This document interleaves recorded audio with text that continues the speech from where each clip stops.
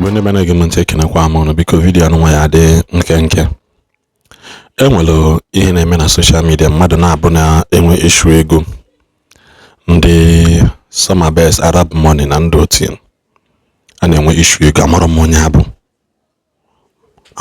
ha bụ mana from the things on ground, from the things mfuga about summer best before, all these bloggers kita anụnwa m speaking especially to bloggers ndị be anyị, all these bloggers and the businessmen, it's time for you guys to avoid all these our Igbo bloggers, content creators.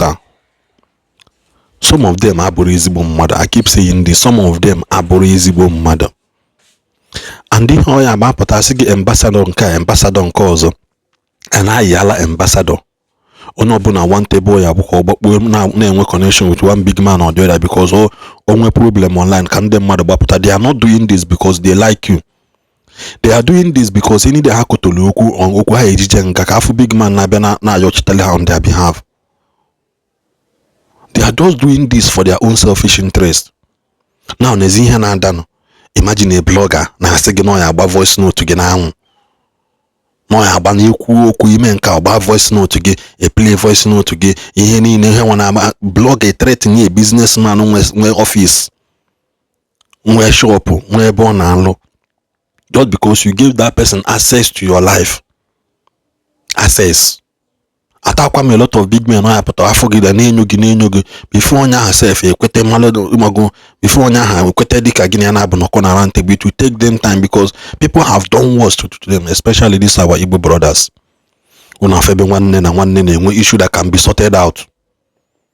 Because na again a blog and card na money I feel no a big platform or call log out ki welezi hele bia kwa or onwe zonye gina nwe onwe bu onye gina na abu nwe issue before blog ayo gi sigi biko na nge no nya nwa to bu no ego gi je boss ko je boss iwele ego nya anya onya tomorrow the blogger say agbatago m ụgwọ dị otu a agbatago m ụgwọ dị ebe nke ọzọ agbatago m mmadụ na ego agbatago m ndị dị otu a na ego ina agbata ụgwọ Igbo police Igbo court. No one decide to refund the guy to that person. It's out of his own willingness. It's that time a lot of us makai say man all these businesses of Itina.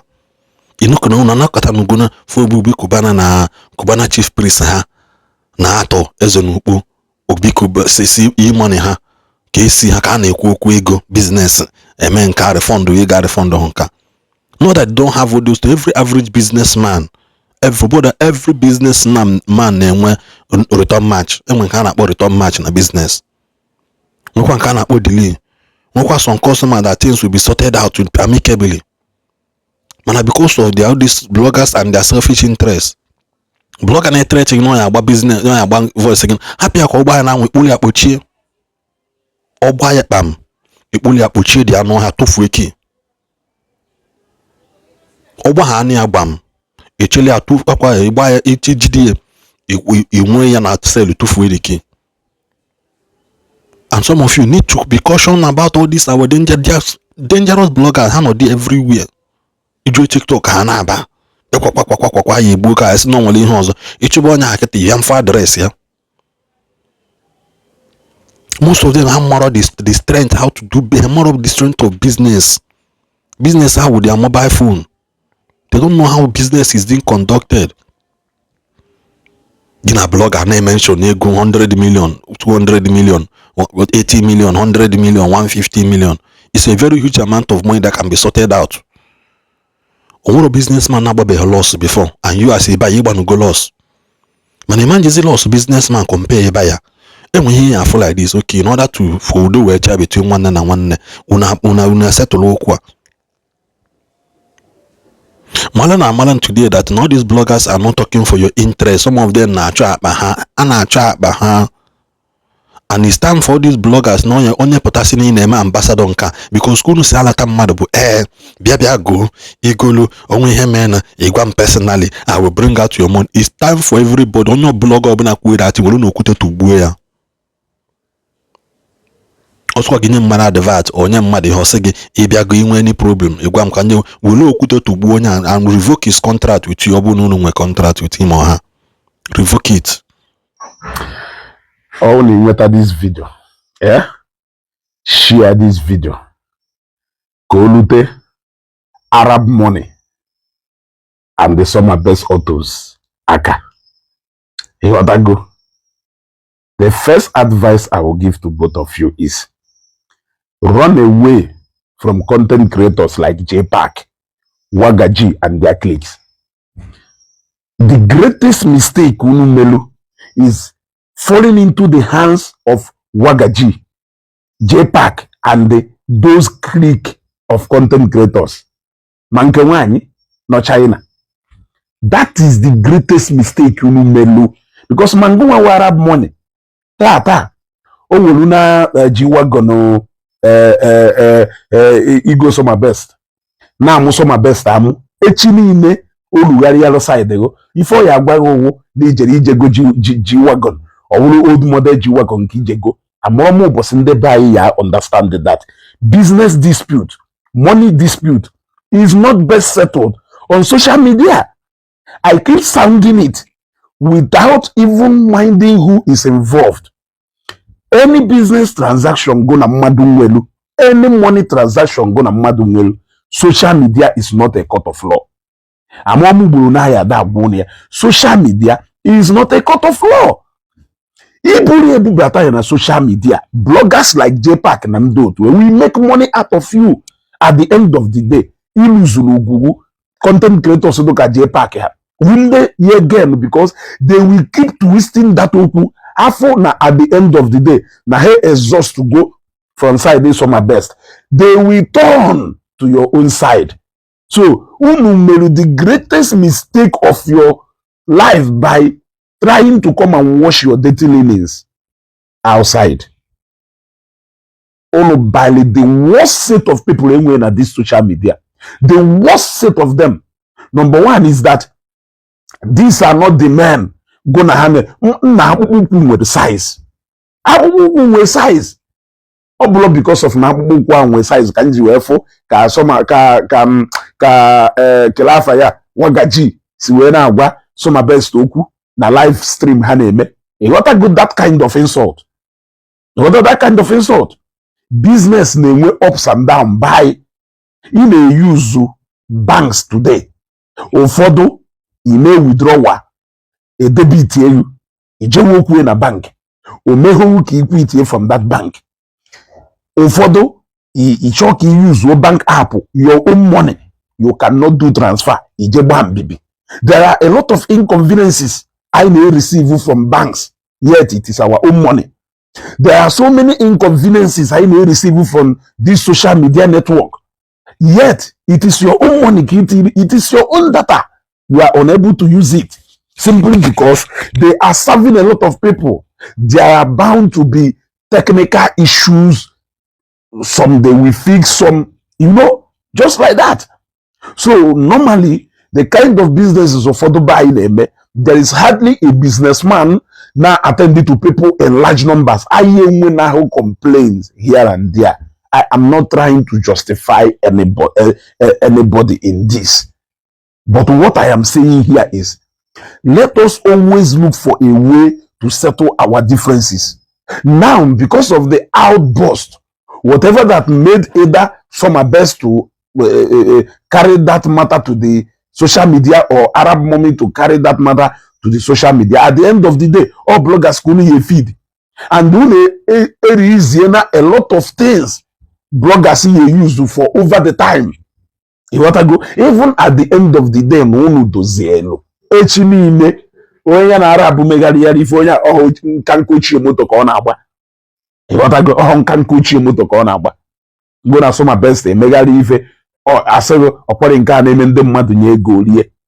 Na ifuzie ndị ifeọma na asọ asego so no ego ndị mmadụ ka o jiri emelu guy no fake life ego ndị mmadụ ka o ji emelu guy all fake life blah blah blah blah blah because eluhu uno definitely people ya achọwa ebe ha ya gada aka ka ha wee marụ n'ebe a ka egisiri uno si wee pụta ị na-agba ezigbo moto ha ya achọwa ebe ha ya gada aka ka o wee wu n'ebe a ego isi wee na-agba moto si wee pụta anyị ukwu ka ndị mmadụ dụ.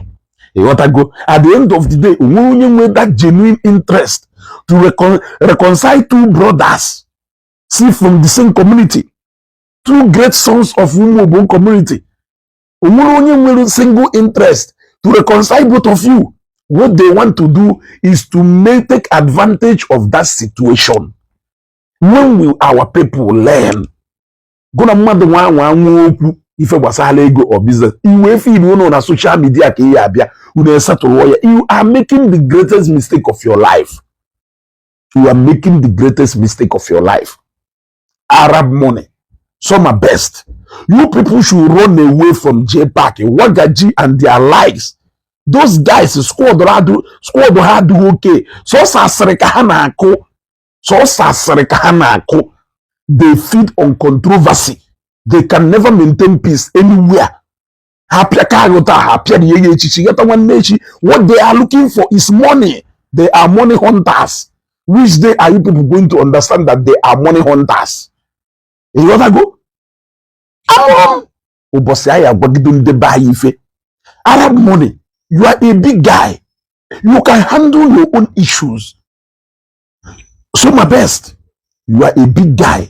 You can handle your own issues. Both of you two big guys. Both of you can handle your own issues. Even if no one do need to involve na matter. Must it be people from social media? Must it be Jpac? Onye ka Jpac ebia tiru no no ni ba na millions of naira na 80 million 100 and something million ne. Onye ka we bia go no ko mo yeku ne. Keri fo mo yeku na so shipe. Ono no gata no blue me for ejipe go kita no owolofu jigad wolofu ife ati no odo of ife o na emeku no na make peace yo, but you could see ona ede then Arab money nwere ike na enwe aṅụrị na Jpac na ede iri kita echi niile onwe ka okwu si wee dagharịa efukwa ihe oworukwochie moto ahụ mokowayo oworukwochie moto ahụ mokowayo. There are a lot of things unu in this matter. Una suppose to equal out there. Una suppose to equal out there. You see? Because I was always equal on social media. If you know ya that's the show. Uzo yesi weku nke ya weku owono nyaku kalele. You got to go, and that is why Arab money jiweje kuwe maka agbakwa egbe. Although not some my best booze away people away nilo. You got to go. Because of me na-ekwu ka iwe ekwugide onye nke ọzọ. You got to go. But unu niile wu big man nọ n'obodo a macha na due to two condition bias wee do for ndị na-ekwu so na some best na-ezu ohi ha kwụ na-ekwu na enwere egbe pụtara o. You got to go. Na egbe apụta ọ nọpụta, but I'm telling you that at the end of the day ndị big man niile nọ ba ya kịta mana ntụba isi wee dewe isi na onye ọna na-achọ the easiest way o yeji wee secure onwe ọngụ ka ọ dụrụ. The only thing wo na ike kwere ejezi wepụta eso ka e wee je mee show of power, of force. You got to go. Now at the end of the day, Arab money, from what I heard, you are a good guy. You got to go. You are a good guy. You got to. Some of best is more like your younger brother. And from what I heard also, some of best in so many places see better hair. You got to go. Both of you have come a long way. Oye when I honare bunu kuinari bunaka, we bunu makogolo, we bunu nyenalu munaka, unai ayakovazi akoko, yes, we really nyabane, makakova yolo, or equapani. Monofiven na bono wona. The greatest mistake the buy is bringing out their businesses to come and settle it on social media. Social media is not a law court. It has never settled any matter. Unless no one show genuinely can go settle. You people will just come out, open up a lot of secret energy together. Bia call them phone man you withdraw with back tomorrow. At the end of the day,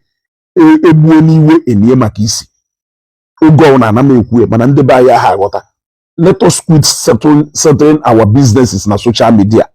There are so many ways you can carry it out. Both of you are two great sons of Umobom. I don't think that Igbo and cabinet can fail to settle issues with you people. I don't think that elders, now some big men, and your fellow big men, none of your villages, or no respect, or people among your friends can fail to settle your problems. Unuburi then na Facebook. Kamonga wezu go be ni ipe jigad. Ipe Rose. And I'm about Rose.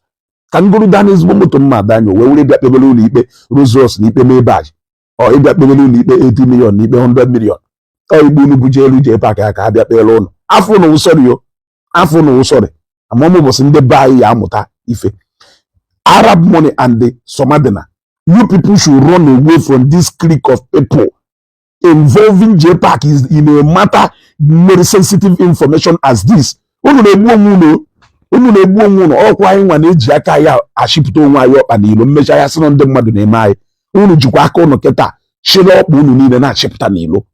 At the end of the day unu na-abụ ya anụ ụda ọ kara unu mma na unu hapụrụ ndị niile a unu kpụkọrọ na line up a kpọọ onwe unu na fon setụrụ okwu doro unu achọghịzi ịtụ ụtọ unu ejebere onwe unu ịghọtago mana ife mma ụlọ nke dị n'ihu ka mma ịghọtara Arab onwe ife imelu Somadina it is not a waste ọ nwanne ụka imelu ife Somadina ọnwụ na nwere ife imelu Arab ọ nwanne ụka ọwụ onwe ebe isi wee mejọ nwanne gị ịma ịghọtago ụma there are better people who can sort these things out for you people ọ bụrụ ndị unu jekpọ unu just na-eme the greatest mistake of your life and ọ ka do too early now to disconnect yourself from these guys. Stop watching your dating innings out there. Social media can never forget. Social media ada forget. 3 years later, the people can still dig it up for you. Go say yeah. In the area the better. I don't need to take side with anybody. And I'm a JPP 80 million. Mercedes Maybach. Rolls Royce. Mambo edo ka nna okwo nwago people even on social media the time is still early amomi fu megide we be mma n'ọkpa ebo wu na mmiri house we ba na opi ogbogoro jikwa na wopu ya na opi ogbogoro wopu no that matter from the public domain now let it clear ono do bigger than this mess na social media if I complete mess up ko manugo no yesu we clean mess up wa onye gburu nwanne ya ahụ odogwu ọsọ ndị Igbo ka a na-afọrọ ifa emechaa pụta ịbịa kọ akụkọ mere lụtọ ị na-akọzi ife niile ahụ unu na-akọ onye ka unu chọrọ ka unu were na entertain at the end of the day unu na-enye people ground ha eji wee na-agwa unu okwu ịghọtago nye ndị unu na-akpọ ka ha bịa tịrị unu ọnụ n'okwu ndị onwere nke ha ma ndị ire asịrị ndị na-efidi on controversy ndị ma na-adụghị mmadụ n'ala Igbo ka ha ji akpa ego ndị mana ha na-amụ ụma jekpa ya ụlọ ọkụ sọsọ ka ha wee jụọ onye nwere ọkụ ekwuchakwana m nke m ndị nwere ike ịgọ m iyi nwekwara ike ebe ịgọ m iyi but egwuo na m the peace of my mind I still remain Ezugo daalụ nọ.